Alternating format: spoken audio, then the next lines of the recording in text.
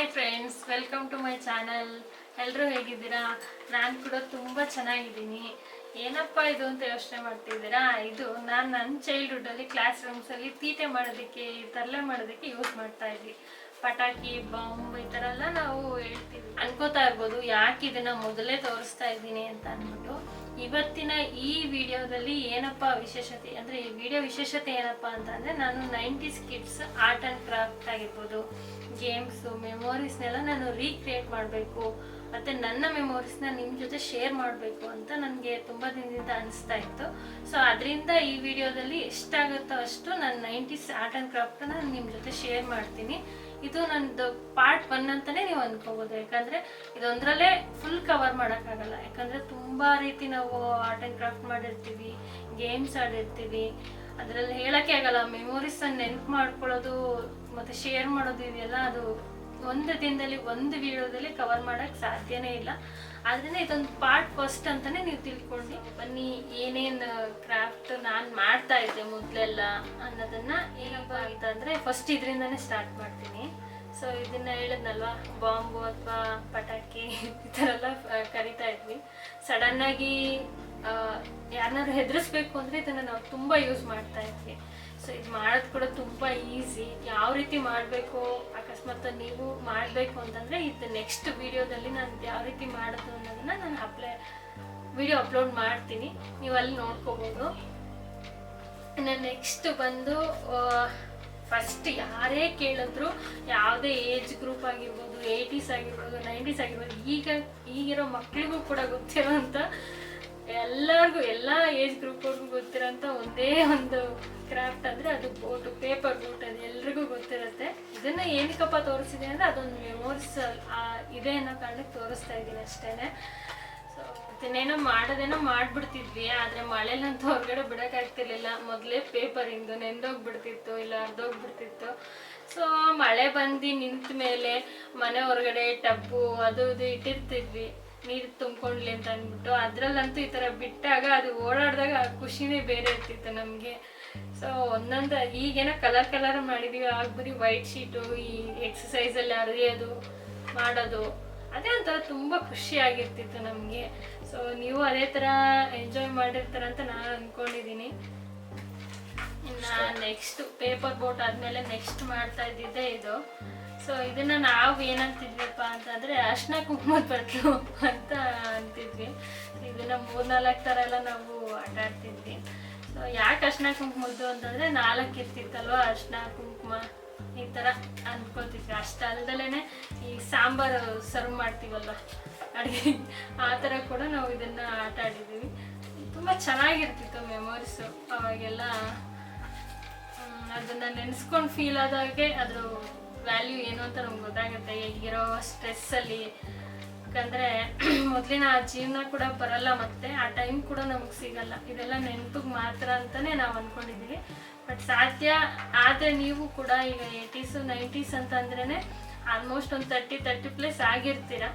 So ನಿಮ್ಗೆ already ಮಕ್ಕಳಂತೂ ಇದ್ದೇ ಇರ್ತಾರೆ.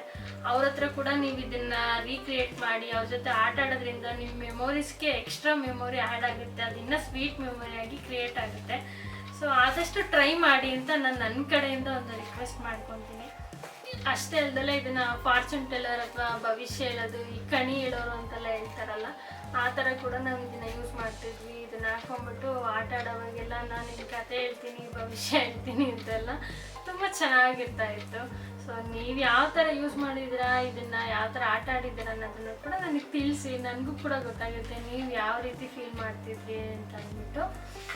ಸೊ ಇದನ್ನು ನೋಡಿ, ಈ ಥರ ಉಲ್ಟಾ ಇಟ್ಕೊಂಡ್ರೆ ಫ್ಲವರ್ ಥರ ಕೂಡ ಕಾಣುತ್ತೆ. ಯಾಕಂದರೆ ನಾವು ಒಂದು ಮಾಡಿಬಿಟ್ಟು ಒಂದನ್ನೇ ಆಟ ಆಡ್ತಿರ್ಲಿಲ್ಲ, ಅದರಲ್ಲಿ 4-5 ಥರ ಚೇಂಜ್ ಮಾಡಿ ಎಲ್ಲ ನಾವು ಹುಡುಕ್ತಾ ಇದ್ವಿ, ವೆರೈಟಿ ಕೇಳ್ತಿದ್ವಿ ಅವಾಗ. ಸೊ ಈಗಿನ ಮಕ್ಕಳು ವೆರೈಟಿ ಕೇಳ್ತಾರೆ, ಆದರೆ ಗೇಮ್ಸಲ್ಲಿ ಈ ಥರ ಆರ್ಟ್ ಆ್ಯಂಡ್ ಕ್ರಾಫ್ಟ್ ಎಲ್ಲ ತುಂಬ ಕಡಿಮೆ ಆಗಿಬಿಟ್ಟಿದೆ. ಅದರಿಂದನೇ ಈಗ ಸ್ಕೂಲ್ಗಳಲ್ಲೆಲ್ಲ ಸ್ಟಾರ್ಟ್ ಮಾಡಿದ್ದಾರೆ. ಮಕ್ಕಳು ಬರೀ TV, ಮೊಬೈಲ್ ಅಡಿಕ್ಟ್ ಆಗ್ತಿದ್ದಾರೆ. ಸೊ ಎಲ್ಲ ಥರ ಆ್ಯಕ್ಟಿವಿಟೀಸಲ್ಲೂ ಇರಬೇಕು ಅಂದ್ಬಿಟ್ಟು ಸ್ಕೂಲಲ್ಲಿ ಇದನ್ನು ಫ್ರೀ ಟೈಮಲ್ಲಿ ಮಾಡಿಸ್ತಾ ಇರ್ತಾರೆ.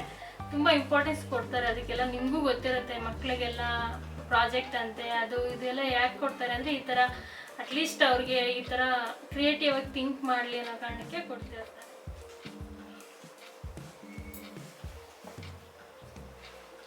Ready 1 2 3 ready click.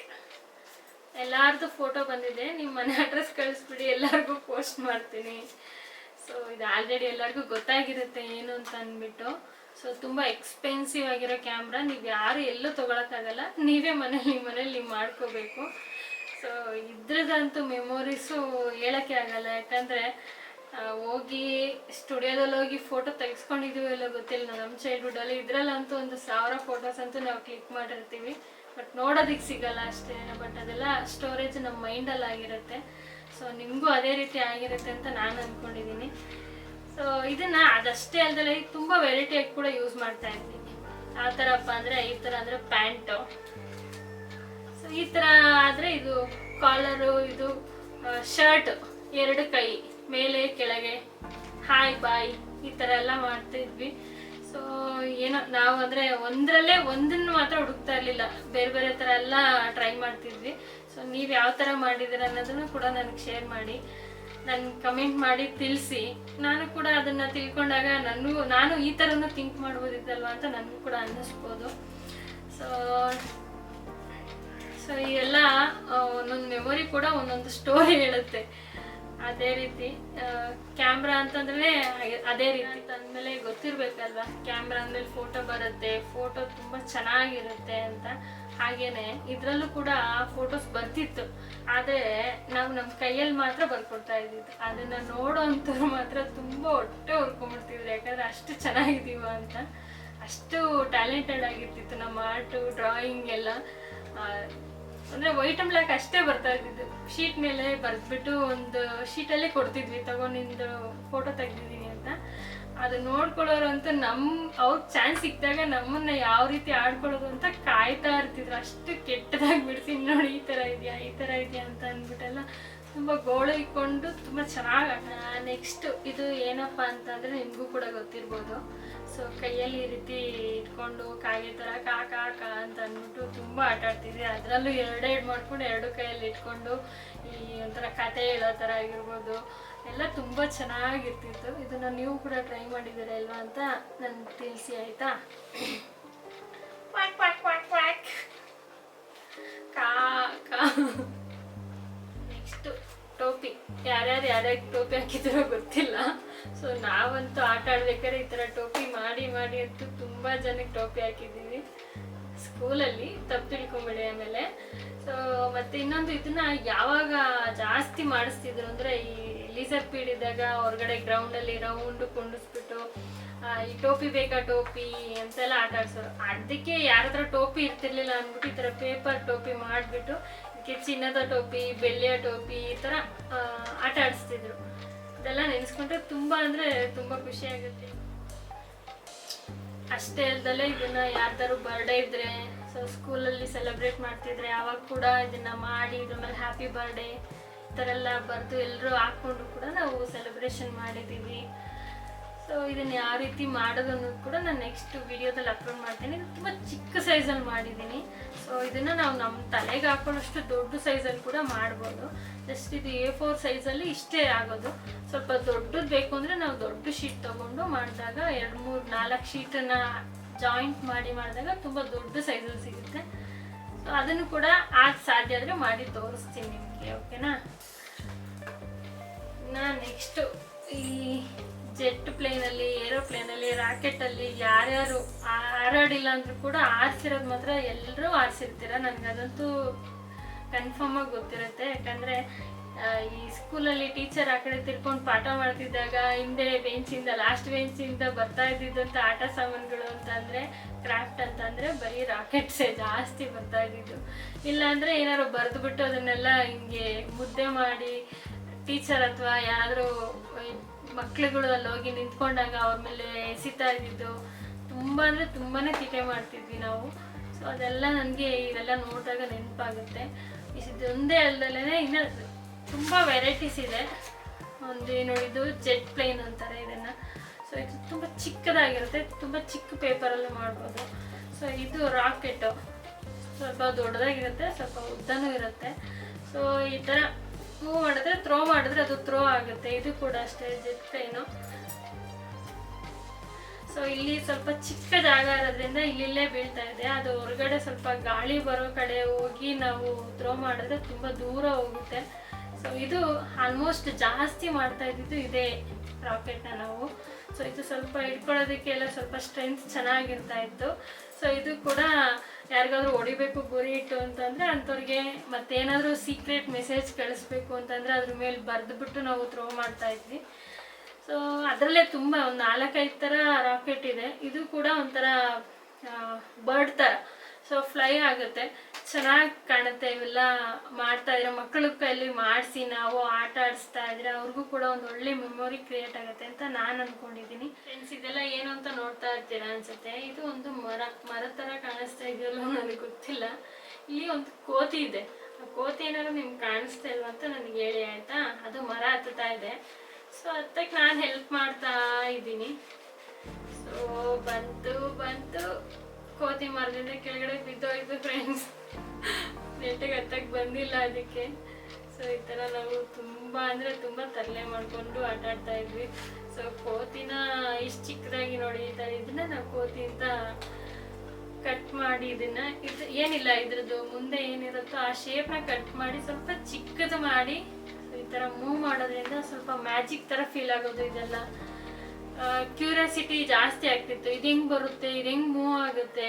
ಸೊ ಪೇಪರಲ್ಲಿ ಬರೀ ಈ ಥರ ಎಲ್ಲ ಫೋಲ್ಡ್ ಮಾಡ್ಬೋದು, ಮೂವ್ ಆಗುತ್ತಾ ಅಂತೆಲ್ಲ ಅಂದ್ಕೊಂಡು ಸ್ವಲ್ಪ ಕ್ಯೂರಿಯಾಸಿಟಿ ಜಾಸ್ತಿ ಬಿಲ್ಡ್ ಮಾಡ್ತಿತ್ತು ನಮ್ಗೆ. ಇದನ್ನಂತೂ ನಾವು ಮರೆಯೋಕ್ಕೆ ಆಗಲ್ಲ. ಈ ಕೋತಿ ಅಂತೂ ಈ ಶೇಪಲ್ಲಿ ಇರುತ್ತಾ ಅಂತ ನಮಗೆಲ್ಲ ನಗು ಬರ್ತಿತ್ತು. ನಾವು ಕೋತಿ ಅಂದ್ಕೊಂಡ್ರೆ ಅದು ಕೋತಿನೇ ಅಲ್ವಾ. ಸೊ ಇದು ಈ ಥರ.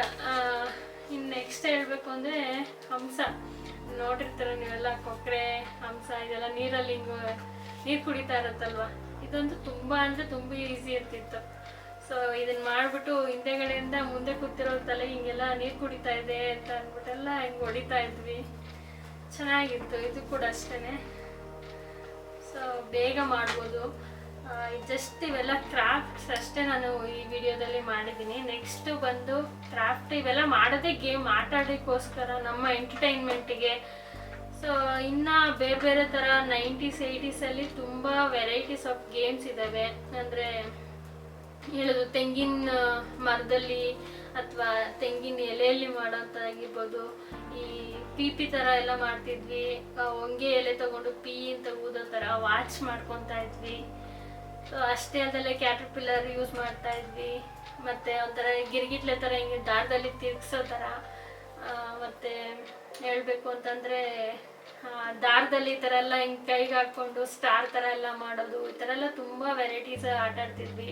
ಹಂಚಿನ ಅಂತಂದರೆ ಕಲ್ಲಲ್ಲಿ ಒಂದು 5 ಕಲ್ಲು ತಗೊಂಡು ಹಂಚಿಕಲ್ಲು ಆಡ್ತಾ ಇದ್ವಿ. ಬಳೆ ಚೂರೆಲ್ಲ ಕೈ ಮೇಲೆ ಹಾಕ್ಕೊಂಡು ಯಾವ ಕಲ್ಲರ್ ಹೇಳ್ತಾರೋ ನಮ್ಮ ಆಪೋಸಿಟ್ ಇರೋರು ಅದನ್ನೇ ಕ್ಯಾಚ್ ಹಿಡಿಬೇಕಿತ್ತು. ಆ ಥರ ಎಲ್ಲ ತುಂಬ ಇಂಡೋರ್ ಔಟ್ಡೋರ್ ತುಂಬ ಅಂದರೆ ತುಂಬಾ ಆಟ ಆಡಿದ್ದೀವಿ.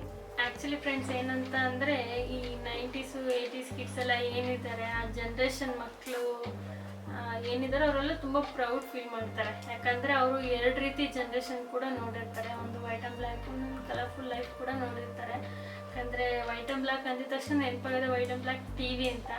ಸೊ ಟಿ.ವಿ ಕೂಡ ತುಂಬ ಅಂದರೆ ತುಂಬ ಕಮ್ಮಿ ಇರ್ತಿತ್ತು. ನಾವು ಟಿ.ವಿ ನೋಡಬೇಕು ಅಂದರೆ ಬೇರೆಯವ್ರ ಮನೇಲಿ ಹೋಗಿ ಕುತ್ಕೊಂಡು 1 hour 1/2 hour, ಅದು ಅವ್ರು ಪರ್ಮಿಷನ್ ಕೊಟ್ಟರೆ ಮನೆಯಿಂದ ಹೊರಗಡೆ ಕುತ್ಕೊಂಡು ನೋಡ್ಕೊಂಡು ಬರ್ತಾಯಿದ್ವಿ. ಸೊ ಈಗಿನ ಮಕ್ಳಿಗೆ ಆ ಥರ ಚಾನ್ಸೇ ಇಲ್ಲ. ಯಾಕಂದರೆ ಮನೇಲಿ ಒಂದೊಂದು ಟಿ.ವಿ 4-5 ಮೊಬೈಲ್ಸ್ ಇರುತ್ತೆ. ಒಂದರಲ್ಲಿ ಅಡಿಕ್ಟ್ ಆಗಿ ಅದ್ರಲ್ಲಿ ಹೋಗಿರ್ತಾರೆ ಅಲ್ಲಿ ಮಕ್ಳುಗಳು. ಸೊ ನಾವು ಅಂತಂದರೆ ವೈಟ್ ಆ್ಯಂಡ್ ಬ್ಲ್ಯಾಕ್ ಲೈಫ್ ಕೂಡ ನೋಡಿದ್ವಿ. ಈಗ ಕಲರ್ಫುಲ್ ಆಗಿರೋ ಲೈಫ್ ಕೂಡ ನೋಡ್ತಾ ಇದ್ದೀವಿ. ಸೊ ಅದರಿಂದ ನಮಗೆ ನಮ್ಮೇಲೆ ಒಂಥರ ಪ್ರೌಡ್ ಫೀಲ್ ಆಗುತ್ತೆ. ಈಗಿನ ಜನ್ರೇಷನ್ ಮಕ್ಕಳು ಅದನ್ನೆಲ್ಲ ತುಂಬ ಮಿಸ್ ಮಾಡ್ಕೊತಾರೆ. ಜಸ್ಟ್ ಈ ಥರ ಪೇಪರ್ನ ನಾವು ಹಿಂಗೆ ಫೋಲ್ಡ್ ಮಾಡಿಬಿಟ್ಟು ಈ ಥರ ಆಟ ಆಡ್ತಿದ್ವಿ, ಟಿಕ್ ಟಿಕ್ ಟಿಕ್ ಟಿಕ್ ಅಂತ.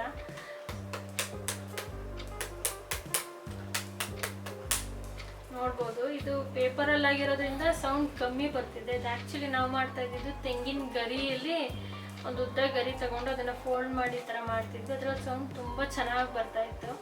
ಸೊ ಇಷ್ಟೇ ಅಲ್ಲದೆ ಈ ತೆಂಗಿನದು ಎಡೆಮಟ್ಟೆ ಮೇಲೆ ಕುತ್ಕೊಂಡು, ಅಂದರೆ ಗರಿ ಮೇಲೆ ಕುತ್ಕೊಂಡು ಎಡೆಮಟ್ಟೆ ಹೇಳ್ಕೊಂಡು ಹೋಗ್ತಾ ಇದ್ದಿದ್ದಾಗಿರ್ಬೋದು. ಎಡೆಮಟ್ಟೆನ ಬ್ಯಾಟ್ ಮಾಡ್ಕೊಂಡು ಆಟ ಆಡ್ತಾ ಇದ್ವಿ. ಅಷ್ಟೇ ಅಲ್ಲದೆ ಕೈಗೆ ವಾಚು, ಉಂಗುರ ಎಲ್ಲ ಮಾಡ್ಕೊಳ್ತಾ ಇದ್ವಿ. ಕಣ್ ಗ್ಲಾಸ್ ಅಂದರೆ ಕನ್ನಡಕ ಎಲ್ಲ ಮಾಡ್ತಿದ್ವಿ ಗರಿ ಇದರಲ್ಲೇ. ಆಮೇಲೆ ತೆಂಗಿಂದು ಚಿಕ್ಕ ಚಿಪ್ಪು ಬರುತ್ತಲ್ಲ, ಅದರಲ್ಲಿ ಹಿಂಗೆ ಗಿರ್ಗಿಟ್ಲೆ ಥರ ಹಿಂಗೆ ಮಾಡ್ತಿದ್ವಿ, ತೆಂಗಿನ ಕಡ್ಡಿ ಯೂಸ್ ಮಾಡಿಕೊಂಡು. ಮತ್ತು ಈ ಥರ ತಳ್ಳೋದು ಅಂದರೆ ಗಾಡಿ ಬರುತ್ತಲ್ಲ ಹಿಂಗೆ ಕಡ್ಡಿಯಲ್ಲಿ, ಆ ಥರ 2 ತೆಂಗಿನ ಚಿಪ್ಪನ್ನ ಅಟ್ಯಾಚ್ ಮಾಡಿಬಿಟ್ಟು ಅದಕ್ಕೆ ಕಡ್ಡಿ ಹಾಕಿ ಸೆಂಟ್ರಿಗೆ ತಳ್ಕೊಂಡು ಹೋಗೋ ಥರ ಎಲ್ಲ. ಈಗೆಲ್ಲ ಪ್ಲಾಸ್ಟಿಕ್ದು ಬರುತ್ತಲ್ಲ, ಮಕ್ಕಳು ಕೂತ್ಕೊಂಡು ಹಿಂಗೆ ನಿಂತ್ಕೊಂಡು ತಳ್ಕೊಂಡು ಹೋಗೋ ಥರ ಎಲ್ಲ ಇರುತ್ತೆ. ಅದು ಕೂಡ ಎಲ್ಲ ಆಟ ಆಡ್ತಾ ಇದ್ವಿ ನಾವು. ಅಷ್ಟೇ ಅಲ್ಲದೆ ಈ ಪ್ಲಾಸ್ಟಿಕ್ ಕವರಲ್ಲಿ ಪ್ಯಾರಾಶೂಟ್ ಮಾಡ್ತಾ ಇದ್ವಿ, ಗಾಳಿಪಟ ನಾವೇ ಮಾಡಿ ಆರಿಸ್ತಾ ಇದ್ವಿ. ಅವಾಗೆಲ್ಲ ಕಲರ್ಫುಲ್ಲಾಗಿರ್ತಿತ್ತು. ಬಾಲಂಗೋಚಿನ ತುಂಬ ಉದ್ದ ಬಿಡೋದು, ಶಾರ್ಟ್ ಮಾಡೋದು, ಡಿಸೈನ್ ಮಾಡೋದು ಎಲ್ಲ ತುಂಬ ಚೆನ್ನಾಗಿ ಮಾಡ್ತಾ ಇದ್ವಿ. ಸೊ ಅಷ್ಟೇ ಅಲ್ಲದೆ ಬುಗುರಿ ಕೂಡ ಆಡ್ತಿದ್ವಿ. ಬುಗುರಿ ಎಲ್ಲರಿಗೂ ಗೊತ್ತೇ ಇರುತ್ತೆ ಅಂತ ಅಂದ್ಕೊಂಡಿದ್ದೀನಿ ನಾನು ಕೂಡ. ಸೊ ಚಾಟಿಯಲ್ಲಿ ಸುತ್ತಬಿಟ್ಟು ಬಿಡ್ತಾ ಇದ್ವಿ. ಗೋಲಿ ಆಟ ಆಡ್ತಿದ್ವಿ. ಆಮೇಲೆ ಮರಕ್ಕೆ ಹಗ್ಗ ಕಟ್ಬಿಟ್ಟು ಈ ಹಬ್ಬ ಅಂದರೆ ಈ ಬೇಸಿಗೆ ರಜೆ ಎಲ್ಲ ಬಂದರೆ ಊರಿಗೆಲ್ಲ ಹೋದರೆ ಫಸ್ಟ್ ಮಾಡ್ತಾ ಇದ್ದಿದ್ದು ಕೆಲಸನೇ ಜೋಕಾಲಿ ಕಟ್ಟಿ ಬಿಟ್ಬಿಡೋದು. ಚೆನ್ನಾಗಿ ಎಷ್ಟು ಆಟ ಆಡ್ತಾ ಇದ್ವಿ ಅಂದರೆ ತಲೆ ಸುತ್ತಿ ಬೀಳಬೇಕು, ಆವಾಗಲೇ ನಾವು ಬಿಡ್ತಾ ಇದ್ದಿದ್ದು. ಕೆಲವೊಂದು ಸತಿ ಜೋರಾಗಿ ನುಗ್ಗಿದಾಗ ಅದು ಬೈಕ್ಗೆ ಜ್ವರ ಕೂಡ ಬಂದಿದ್ದಿದೆ ನನಗಂತೂ. ಅಂದರೆ ಅಷ್ಟು ಎಂಜಾಯ್ ಮಾಡ್ಕೊಂಡು ಆಟ ಆಡ್ತಿದ್ವಿ. ಮತ್ತು ತೋಟದಲ್ಲೆಲ್ಲ ಈ ಚಿಟ್ಟೆ ಬರುತ್ತಲ್ವ, ಈ ಏರೋಪ್ಲೇನ್ ಚಿಟ್ಟೆ ಅಂತಾರೆ, ಸಣ್ಣ ಇರ್ತಿತ್ತು, ಉದ್ದ ಬರುತ್ತೆ. ಆ ಚಿಟ್ಟೆ ಹಿಡಿಯೋದೇ ಒಂದು ದೊಡ್ಡ ಕೆಲಸ ಆಗಿರ್ತಿತ್ತು. ಸೊ ಅದನ್ನು ಕೂಡ ಮಾಡೋಣ ಅಂತ ಅಂದ್ಕೊಂಡೆ, ಬಟ್ ಅದು ಮಾಡ್ತಾ ಇರಲಿಲ್ಲ, ಹಿಡಿತಾ ಇದ್ವಲ್ಲ, ಅದರಿಂದ ನಾನು ಅದನ್ನು ಮಾಡೋಕ್ಕೆ ಹೋಗಲಿಲ್ಲ. ಅದಷ್ಟೇ ಅಲ್ಲದಲ್ಲೇ ನಾವು ಲಗೋರಿ, ಟಿಕ್ಕಿ, ಬೆಂಕಿ ಪಟ್ಟಣನ ಕಟ್ ಮಾಡಿಬಿಟ್ಟು, ಈ ಮೊದಲೆಲ್ಲ ಜಾಸ್ತಿ ಬರ್ತಿದ್ದು ಈ 4 ಬೇಕು ಕೂತ್ಕೊಂಡಿರೋವಂಥದ್ದು. ಸೊ ಅದನ್ನೆಲ್ಲ ಕಟ್ ಮಾಡಿ ಟಿಕ್ಕಿ ಆಡ್ತಾ ಇದ್ವಿ. ಆಮೇಲೆ ಲಗೋರಿ, ಚಿನ್ನಿ ದಾಂಡು, ಕುಂಟೆಬಿಲ್ಲೆ ಆಗಿರ್ಬೋದು, ಮರ್ಕೋತಿ ಆಟ, ಹೀಗೆ ತುಂಬ ಅಂದರೆ ತುಂಬಾ ಆಡಿದ್ದೀವಿ. ಸೊ ಇವೆಲ್ಲ ನಿಮ್ಮ ಹತ್ರ ಶೇರ್ ಮಾಡ್ಕೋತಾ ಇದ್ರೆ ಅದನ್ನೆಲ್ಲ ನಾನು ಮತ್ತೆ ನೆನಪು ಮಾಡಿಕೊಂಡು ಮತ್ತು ಅವ್ವ ಅಪ್ಪಚ್ಚಿ ಅಂದ್ಬಿಟ್ಟು ಹಿಂಗೆಲ್ಲ ಹಾಕ್ಕೊಂಡು ಈಗೆಲ್ಲ ಅದೆಲ್ಲ ಆಡೋದಿಲ್ಲ ಅನಿಸುತ್ತೆ. ಮೇ ಬಿ ನಾನೆಲ್ಲೂ ನೋಡಿಲ್ಲ ಮಕ್ಕಳು ಆಡೋದನ್ನು. ಸೊ ಅವಾಗ ಅದನ್ನು 2-3 ಜನ ಇದ್ದರೆ ಸಾಕು, ಅವ್ವ ಅಪ್ಪಚ್ಚಿ ಅಂತ ಅಂದ್ಬಿಟ್ಟು ಕೈಯೆಲ್ಲ ಹಿಂಗೆ ಇಟ್ಕೊಂಡು ಯಾರು ಒಬ್ಬರನ್ನ ಕೂರಿಸ್ಕೊಂಡು ಹೋಗಿ ಬೀಳಿಸ್ಬಿಡೋದು ನೀರಿರೋ ಜಾಗದಲ್ಲಿ. ಸೊ ಗಣೇಶ ಬಂದ, ತಿಂದ, ಹೋದಕ್ಕೆ ಎಲ್ಲಿ ಬಿದ್ದ ಅಂದ್ಬಿಟ್ಟು ಬೀಳಿಸ್ಬಿಡ್ತಿದ್ವಿ. ನಿಜವಾಗ್ಲೂ ಬೀಳಿಸ್ಬಿಡ್ತಾ ಇದ್ವಿ. ಅದೊಂಥರ ಅದು ಎಂಟರ್ಟೈನ್ಮೆಂಟಾಗಿ ಚೆನ್ನಾಗಿರ್ತಿತ್ತು ಅವಾಗ ಆ ಏಜಲ್ಲಿ. ಸೊ ಈ ಥರ ತುಂಬ ಅಂದರೆ ತುಂಬಾ, ಕುಂಟೆಬಿಲ್ಲೆನೂ ಅಷ್ಟೇ ತುಂಬ ಥರನೇ ಆಡ್ತಿದ್ವಿ ಅದರಲ್ಲೂ ಕೂಡ. ಸೊ ಎಲ್ಲನೂ ಒಂಥರ ಗೋಲ್ಡನ್ ಲೈಫ್ ಇದ್ದಂಗೆ, ಅದು ಮತ್ತೆ ಬರೋದು ತುಂಬ ಕಡಿಮೆ ನಮ್ಮ ಲೈಫಲ್ಲಿ. ಸೊ ಅದನ್ನು ಆದಷ್ಟು ನೆನಪು ಮಾಡಿಕೊಂಡು ಅಟ್ಲೀಸ್ಟ್ ಈ ಸ್ಟ್ರೆಸ್ ಫೀಲ್ನ ಸ್ವಲ್ಪನಾದ್ರೂ ಕಡಿಮೆ ಮಾಡಿದ್ದೀನಿ ಅಂತ ನಾನು ಅನ್ಕೋತೀನಿ ಇದನ್ನೆಲ್ಲ ನೋಡಿದಾಗ ನಿಮಗೆ. ಸೊ ಅದನ್ನು ನೀವು ನಿಜವಾಗ್ಲೂ ಫೀಲ್ ಮಾಡಿದ್ರೆ ಮಾತ್ರ ನಿಮ್ಗೆ ಅದು ಫೀಲ್ ಆಗುತ್ತೆ. ಸ್ಟ್ರೆಸ್ ಎಲ್ಲ ಹೋಗಿ ಒಂದು ಸ್ವಲ್ಪ ಫ್ಲ್ಯಾಶ್ ಬ್ಯಾಕ್ ಹೋಗಿ ಬಂದಾಗ ಆಗುತ್ತೆ. ಸೊ ಈಗಿನ ಕಾಲದಲ್ಲಿ ತುಂಬ ಟೆಕ್ನಾಲಜಿ ಇದೆ. ಆಗಿನ ಕಾಲದಲ್ಲಿ ಯಾವುದು, ಆಗಿನ ಕಾಲದಲ್ಲಿ 60 ವರ್ಷ ಅನ್ನೋ ಥರ ಹೇಳ್ತಿಲ್ಲ ನಾನು, ಜಸ್ಟ್ 15 ಇಯರ್ಸ್ 20 ಇಯರ್ಸೇ ಆದರೂ ಕೂಡ ಇಲ್ಲಿ ತುಂಬ ಡಿಫ್ರೆನ್ಸ್ ಇದೆ. ಆವಾಗ ಮೊಬೈಲ್ಸ್ ಇರ್ತಿರ್ಲಿಲ್ಲ, ಟಿ ವಿ ಜಾಸ್ತಿ ಇರ್ತಿರ್ಲಿಲ್ಲ. ಸೊ ಟೆಕ್ನಾಲಜಿ ಜಾಸ್ತಿ ಏನಷ್ಟು ಮುಂದುವರೆದಿಲ್ದಿರೋದ್ರಿಂದ ಅವಾಗ ಜಾಸ್ತಿ ಹೊರಗಡೆ ಆಟ ಆಡ್ತಿದ್ವಿ. ಮನೇಲಾದರೂ ಅಷ್ಟೇ ಜಾಸ್ತಿ ಏನೋ ಮಾಡೋಕ್ಕಿರ್ತಿರ್ಲಿಲ್ಲ, ಈ ಥರನೇ ಮಾಡಿನೇ ನಾವು ಆಟ ಆಡಬೇಕಿತ್ತು, ಟೈಮ್ ಪಾಸ್ ಮಾಡಬೇಕಿತ್ತು. ಸೊ ಹಂಗಾಗಿ ಇದೆಲ್ಲ ತುಂಬ ನಮ್ಗೆ ಮೆಮೊರಿಯಬಲ್ ಅನಿಸುತ್ತೆ. ಈಗಿನ ಮಕ್ಕಳಿಗೆ ಅವ್ರಿಗೆ ಕೇಳಿದ್ರೆ ಹೇಳ್ತಾರೆ, ನಾನು ಆ ಥರ ಗೇಮ್ ಆಡ್ತೀನಿ, ಈ ಥರ 3D ಗೇಮ್ ಆಡ್ತೀನಿ, ಪಬ್ಜಿ ಆಡ್ತೀನಿ, ಈ ಥರ ಎಲ್ಲ ಹೇಳ್ತಾರೆ. ಸಣ್ಣ ಸಣ್ಣ ಮಕ್ಳಿಗೂ ಕೂಡ ಎಲ್ಲ ಬರುತ್ತೆ. ಬಟ್ ಸಣ್ಣ ಮಕ್ಳಿಗೆ ಇವೆಲ್ಲ ಬರಲ್ಲ. ಅಂದರೆ ಅವರು ಬೆಳೆದು ಬಂದ ವಾತಾವರಣ ಆಗಿರ್ಬೋದು, ಈಗಿನ ಒಂದು ಟೆಕ್ನಾಲಜಿ ಇರ್ಬೋದು. ಸೊ ಮೈಂಡ್ ಡೈವರ್ಷನ್ ಅದು ಇದ್ದೇ ಇರುತ್ತೆ. ಸೊ ನಮ್ಗೆ ಆ ಟೈಮಲ್ಲಿ ಮೈಂಡ್ ಡೈವರ್ಷನ್ ಅದಕ್ಕೆ ಚಾನ್ಸೇ ಇರ್ತಿರ್ಲಿಲ್ಲ. ಆಟ ಆಡಬೇಕು, ತಿನ್ನಬೇಕು, ಮಲ್ಕೋಬೇಕು, ಸ್ಕೂಲ್ಗೆ ಹೋಗ್ಬೇಕು, ಇದಿಷ್ಟೇ ಇರ್ತಾಯಿತ್ತು. ಸೊ ನೀವು ಕೂಡ ಅದೇ ರೀತಿ ಇರ್ತೀರ ಅಂತ ಅಂದ್ಕೊಂಡಿದ್ದೀನಿ. ಸೊ ಹೆಣ್ಮಕ್ಳಂದರೆ ನಾವಿಷ್ಟೇ, ಇನ್ನು ಗಂಡು ಮಕ್ಳಂದರೆ ಕೇಳಂಗೆ ಇಲ್ಲ, ಅವ್ರ ಮನೆಗೆ ಬರ್ತಾ ಇರ್ತಿದ್ದೇ ಕಮ್ಮಿ ಇರುತ್ತೆ. ಸೊ ಅದೊಂಥರ ಗೋಲ್ಡನ್ ಲೈಫು. ಅದಕ್ಕೆ ಕಾಲೇಜ್ ಲೈಫನ್ನ ಗೋಲ್ಡನ್ ಲೈಫ್ ಅಂತಾರೆ. ನನ್ನ ಪ್ರಕಾರ ಕೇಳಿದ್ರೆ ನಾನು ಏನು ಬಿಲೋ 10 ಇದೆ ಅದು ಕೂಡ ಗೋಲ್ಡನ್ ಲೈಫ್ಗಿಂತ ಜಾಸ್ತಿ ಅಂತಲೇ ನಾನು ಹೇಳ್ತೀನಿ. ಆದಷ್ಟು ಸಿಗೋಣ ನೆಕ್ಸ್ಟ್ ವಿಡಿಯೋದಲ್ಲಿ. ಈಗ ಏನೇನು ಗೇಮ್ಸ್ ಎಲ್ಲ ಹೇಳಿದ್ನೋ ಅದನ್ನೆಲ್ಲ ನಾನು ನೆಕ್ಸ್ಟ್ ಅಪ್ಕಮಿಂಗ್ ವಿಡಿಯೋದಲ್ಲಿ ನಾನು ಕವರ್ ಮಾಡೋಕ್ಕೆ ಟ್ರೈ ಮಾಡ್ತೀನಿ. ಸೊ ಆದಷ್ಟು ಬೇಗ ಪಾರ್ಟ್ 2 ಕೂಡ ಬರುತ್ತೆ. ವೆಯ್ಟ್ ಮಾಡ್ತಾ ಇರಿ. ಸಿಗೋಣ ನೆಕ್ಸ್ಟ್ ವಿಡಿಯೋದಲ್ಲಿ.